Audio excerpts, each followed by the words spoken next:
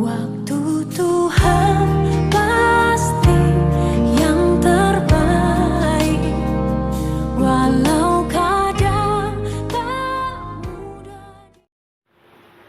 Dalam nama Bapa dan Putra dan Roh Kudus. Amin. Shalom Aleihim. Kembali berjumpa dengan saya pada perenungan hari ini, tanggal 13 Februari 2021. Tanggung jawab berhenti di sini. Bacaan liturgi hari ini diambil dari kitab Kejadian 3 ayat 9 sampai dengan 24 dan Injil Markus 8 ayat 1 sampai dengan 10. Saudara-saudaraku yang terkasih di dalam kasih Kristus, renungan hari ini merupakan kelanjutan dari renungan kemarin tentang awalnya manusia jatuh dalam dosa.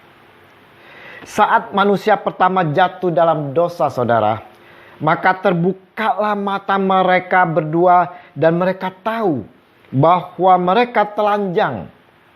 Lalu mereka menyemat daun pohon ara dan membuat cawat. Kitab Kejadian 3 ayat 7. Mereka rasa malu dan ketakutan saat mereka mendengar langkah Tuhan Allah yang datang mendekati mereka di taman. Mereka pun segera bersembunyi ketakutan dan malu, saudara. Tetapi Tuhan Allah memanggil manusia itu dan berfirman kepadanya, "Di manakah engkau?" Kejadian 3 ayat 9. Pertanyaannya, saudara, mengapa Tuhan Allah memanggil dan mencari mereka? Bukankah Allah Maha tahu di mana mereka berada? Kita selalu seperti mereka, saudara. Seperti Adam dan Hawa ketika melakukan dosa. Kita sering sembunyi dari orang saudara, orang tua kita, bahkan dari Tuhan Allah sendiri. Sesungguhnya Allah tahu apa yang kita lakukan, saudara. Namun Allah mau melihat tanggung jawab kita. Apalagi kita diberi tanggung jawab untuk menegakkan firman-Nya seperti Adam.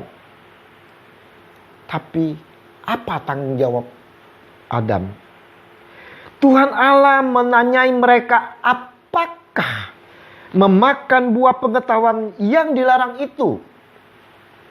Adam sambil membela diri menjawab, "Perempuan yang kau tempatkan di sisiku, dialah yang memberi dari buah pohon itu kepadaku, maka kumakan." Kejadian 3 ayat 12. Adam melempar tanggung jawab, saudara, dan mempersalahkan istrinya. Dan saudara, kita lihat, istrinya pun juga mempersalahkan ular ciptaan Allah, yang mana secara tak langsung mempersalahkan Allah sendiri, saudara. Tidak sedikit dari kita selalu melemparkan tanggung jawab kepada istri kita, anak kita, karyawan kita, teman dan saudara-saudara kita. Kita maunya cuci tangan, melepaskan semuanya. Kita selalu mempersalahkan orang lain. Berapa banyak saudara-saudara dari para pria, para suami, jika anaknya nakal, nilai pelajarannya merosot, terlibat obat-obatan terlarang, yang dipersalahkan adalah istri, saudara. Bukankah didikan anak-anak merupakan tanggung jawab seorang imam, seorang kepala rumah tangga, seorang pria, para suami? Tapi nyatanya, saudara, para pria-pria, para suami melemparkan tanggung jawab fungsi imam kepada istri. Melepaskan tanggung jawab dan saling mempersalahkan satu dengan yang lain, sepertinya ini sudah menjadi lumrah di dalam kehidupan kita sehari-hari. Inilah, saudara, awal dari dosa. Zaman sekarang ini pun banyak Adam-Adam yang selalu mencari pembenaran diri di dalam menutupi perbuatan salahnya, menutupi dosa-dosanya, saudara. Dosa adalah tetap dosa. Dan dampak dosa tetap kita jalani. Walaupun kita sudah mengakui di dalam pertobatan. Tuhan Allah sangat tegas dan keras di dalam hal dampak dosa ini, saudara. Dari ayat 16 sampai dengan 19. Allah telah menunjukkan dampak dosa dari manusia pertama. Dan ini juga berdampak pada kita semua pada saat ini, saudara-saudara. Walau Yesus Tuhan kita telah hadir untuk melepaskan dampak dosa asal. Tapi oleh karena manusia yang begitu degil, manusia yang masih bermain di dalam dosa, maka dampak itu sekarang merambat di dalam diri setiap insan.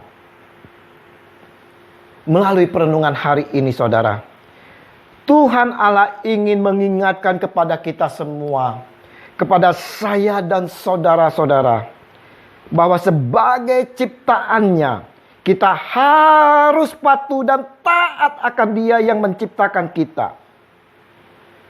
Kita harus memperhatikan setiap firman-Nya dan melakukannya dengan penuh taat. Kita harus bertanggung jawab secara pribadi akan setiap firman-Nya.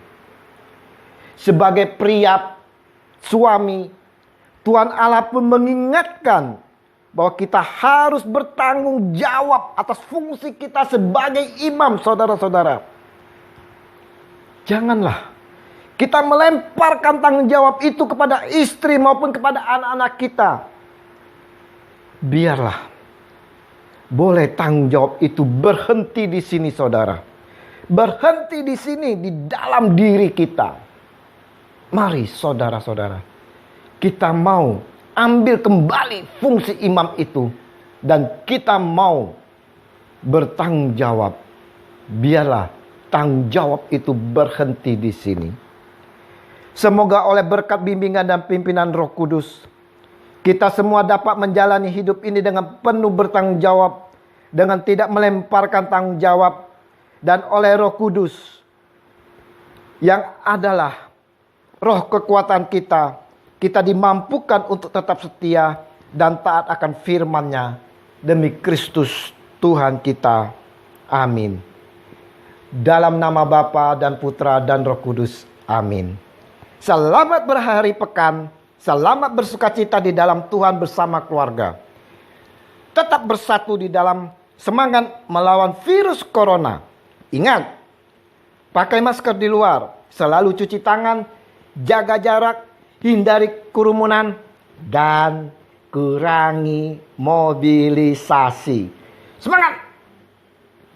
Haleluya! Shalom!